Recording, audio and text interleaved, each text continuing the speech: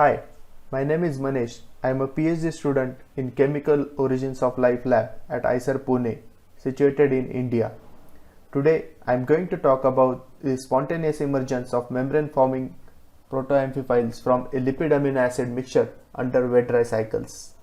This talk is primarily based on the research work that I have done so far in my PhD tenure.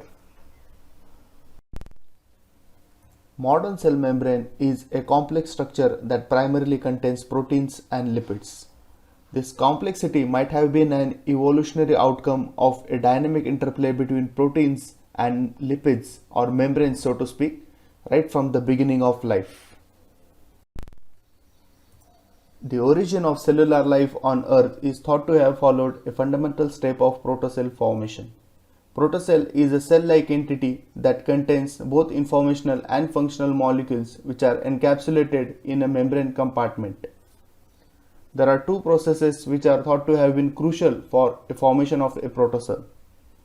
These processes are membrane assembly from simple single-chain amphiphiles like fatty acids and their derivatives, and a non-enzymatic oligomerization, which could be nucleic acid synthesis from mononucleotides or peptide synthesis from amino acids.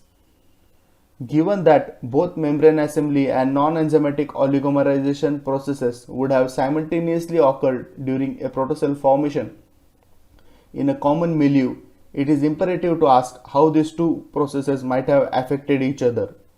There are several studies which have looked at the effect of lipids as a co-solute on non-enzymatic RNA formation under wet-dry cycles. Wet-dry cycles is a prevalent feature on terrestrial hot springs where life, which is considered as one of the plausible niches where life might have originated. Interestingly, wet-dry cycles have also been shown to promote the formation of peptides from non-activated amino acids like glycine. However, the effect of lipids on this particular process has not been explored yet. Towards this, we looked at the effect of POPC as a model lipid on non-enzymatic glycine oligomerization process under wet-dry cycles. We observed that glycine can form peptides up to hexamers both in the presence and absence of POPC under wet-dry cycle. However, the overall oligomer yield was lower in the presence of POPC. We hypothesized that one of the plausible reasons for this lowering of peptide yield in the presence of POPC could be a cross reaction between glycine and POPC leading to formation of some new product. A preferential utilization of glycine for this cross reaction would render less glycine molecules available for oligomerization, thereby decreasing the overall oligomer yield. Towards this, we systematically checked for the formation of a new product in the glycine plus POPC reaction. Our primary TLC analysis indeed showed the presence of a new band in glycine plus POPC reaction that underwent wet-dry cycling, as you can see in the lane 4 of this TLC image. Notably, this band was absent in other control reactions. Further analysis of the reaction mixture with high resolution mass spectrometry revealed the presence of two new compounds in the reaction, namely N-palmitoyl glycine and N-oleoyl glycine. They belong to a class of amphiphiles called as N-acyl amino acids. As both N-palmitoyl glycine and N-oleoyl glycine have a similar polarity, they appeared as a co-spot on a TLC plate. The identification of N-acyl amino acids in the reaction mixture gave us a clearer picture of what was happening in the glycine plus POPC reaction under wet-dry cycles. There are two competing processes which were simultaneously occurring in the reaction, where glycine can react with other glycine molecule leading to formation of peptides, or it can react with POPC to form N-acyl amino acids.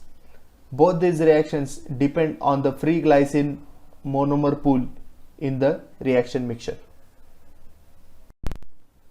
After confirming the formation of N-acyl amino acids from glycine and POPC, we asked whether this reaction is specific to only glycine and POPC, or it can be observed with other amino acids and lipids as well. Towards this, we systematically varied the amino acid and the lipid component of the reaction mixture and checked for the formation of N-acyl amino acids. For the amino acid variation experiments, we checked POPC reactions with alanine and valine, where we could observe the formation of N-acyl amino acids corresponding to alanine and valine respectively. For lipid variation experiments, we performed glycine reaction with short chain phospholipids such as C10 phosphocholine and C8 phosphocholine. In these reactions as well, we could detect the formation of short chain N-acyl amino acids like N-dekenyl glycine and N-octanyl glycine. Overall, these results confirm that the formation of N-acyl amino acids was not specific to only glycine and POPC and can be observed with other amino acids and phospholipids as well. The formation of N-acyl amino acids by the reaction between an amino acid and phospholipid can be mechanistically explained as a classic example of an ester-amide exchange phenomenon, where the nucleophilic amino group of an amino acid can attack one of the ester linkages of phospholipid to form an alcohol and an amide, which is N-acyl amino acid in our case. This process occurs more readily at higher temperatures such as used in this study. Interestingly, the ester-amide process has been shown to facilitate the formation of deoxypeptides from amino acids and hydroxy acids. However, such phenomenon has not been reported for amino acids and lipids. Our study is the first experimental demonstration of ester-amide exchange occurring between amino acids and lipids under prebiotically plausible wet dry cycling conditions. This process led to the formation of an interesting class of prebiotically plausible single-chain protoamphiphile called as N-acyl amino acid. The N-acyl amino acid is a hybrid of a fatty acid and an amino acid which are linked via amide linkage. Given the structural similarity of N-acyl amino acids between fatty acids and N-acyl amino acids, we wonder whether N-acyl amino acids can themselves act as a protocell compartment.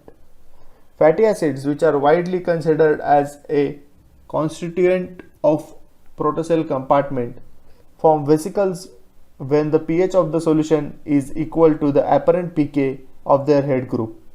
At this pH, the protonated and deprotonated species, which are present at fairly equal proportion, come together to form a pseudodiacyl structure, which is stabilized by hydrogen bonding. This, along with hydrophobic interactions, allow fatty acids to form vesicles. The apparent pK of most of the fatty acids is around 7 to 9. Therefore, they can form vesicles only in neutral to alkaline regime. However, the vesicle formation behavior of N-acyl amino acids has not been explored yet. Towards this, we systematically checked their self-assembly behavior using two N-acyl amino acids, namely N-oleoyl glycine and N-oleoyl serine. As you can see from differential interference contrast and fluorescence microscopy images, both these N-acyl amino acids form vesicles in acidic pH range, which is markedly different from fatty acids. The optimum pH range for vesicle formation by N-oleoyl glycine was found to be between pH 5 to 6, whereas that for N-oleoyl serine was between pH 4 to 5. Although both N-acyl amino acids and fatty acids have a terminal carboxyl group in their head group, the presence of amide linkage in N-acyl amino acids might lower the pH optimum for vesicle formation in the case of N-acyl amino acids. Furthermore, the preferential pH for vesicle formation also seems to depend on the nature of the amino acid component of N-acyl amino acid. As you can see here, that the pH optimum of N-oleoyl serine is slightly lower than that of the N-oleoyl glycine, maybe because of the presence of an electron withdrawing hydroxyl group in the side chain of serine. This ability of N-acyl amino acids to form vesicles at acidic pH could have provided them a selective advantage over fatty acids to form protocell compartments under acidic geothermal pool-like conditions. Overall, We showed that when a mixture of glycine and POPC is subjected to wet-dry cycling, two concurrent yet competing reactions occur in the reaction mixture, leading to the formation of peptides and N-acyl amino acids. We further showed that the formation of N-acyl amino acids was not specific to only glycine and POPC and could be observed with other amino acids and phospholipids as well, indicating the generality of this reaction. The N-acyl amino acid synthesis by the reaction between an amino acid and a phospholipid can be mechanistically explained as an example of an esteramide exchange process.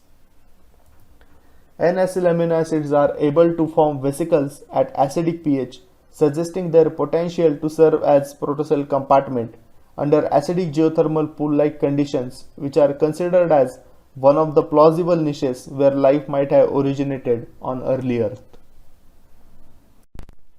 All the work that I have explained in this talk has been recently published in Chemical Science Journal.